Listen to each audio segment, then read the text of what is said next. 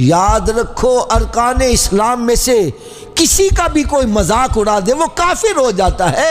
ہمیں اپنی زبان کی حفاظت کرنی چاہیے۔ بے شک کیا کرنی چاہیے؟ حفاظت۔ زبان کی حفاظت کرنی چاہیے۔ تھنک بیفور یو اسپیک، پہلے تولو پھر منہ سے بولو۔ بے شک جو بولنے لگے ہو یہ سوچو میں کیا بولنے لگا ہوں۔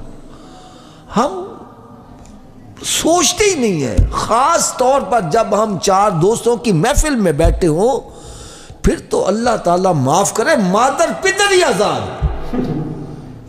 ایسے ایسے لطیفے جو کفریہ کلمات پر مبنی ہے وہ بیان کرے۔ کوئی نماز کا مذاق اڑا رہا ہے، کوئی روزے کا مذاق اڑا رہا ہے، کوئی اسلام کا مذاق اڑا رہا ہے، بالکل، اور سارے کھلکھلا کے ہنس رہے ہیں۔ یاد رکھو ارکان اسلام میں سے کسی کا بھی کوئی مذاق اڑا دے وہ کافر ہو جاتا ہے، اور جتنے بندے اس پر خوش ہو رہے ہیں وہ بھی کافر ہو جاتے ہیں۔ بے شک آج کوئی نماز کا مذاق اڑا رہا ہے، کوئی مولیوں کا مذاق اڑا رہا ہے، کوئی کسی کا مذاق اڑا رہا ہے، اپنی طرف اپنے گریبان میں جھانک کرنے دے۔ سرکار دو عالم نور مجسم صلی اللہ تعالیٰ علیہ وسلم نے ارشاد فرمایا، دو چیزوں کی حفاظت کی تم مجھے گارنٹی دے دو، میں تمہیں جنت کی گارنٹی دیتا ہوں۔ سبحان اللہ۔ کتنی چیزوں کی؟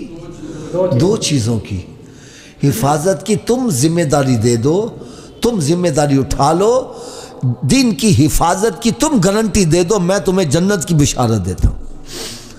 وہ دو چیزیں کون کون سی ہیں؟ نمبر ایک زبان، اور نمبر دو ٹانگوں کے درمیان جو شرمگاہ ہے۔ ان دونوں کی حفاظت کی تم ذمہ داری دے دو، میں تمہیں جنت کی بشارت دیتا ہوں۔ سبحان اللہ۔ اس سے پتہ چلا یہ دونوں کی حفاظت کرنا بڑا ہی مشکل کام ہے۔